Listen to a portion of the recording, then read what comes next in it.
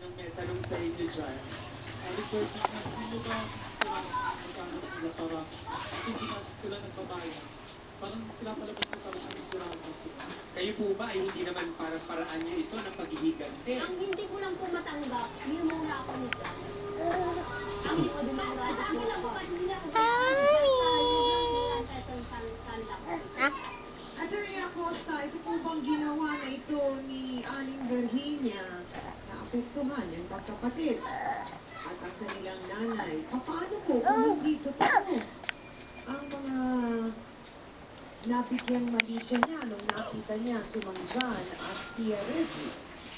Yung pananalita ni Aling Virginia, Sakto nga yun sa kanya. mukhang kinonfide na lang yan. At that time na parang maniningil ng utang. So dito, siya namin, yung alaman mo, Nge. so dito hindi ko Nge. mangyan.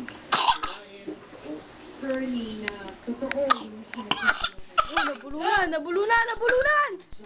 Oh! Ala!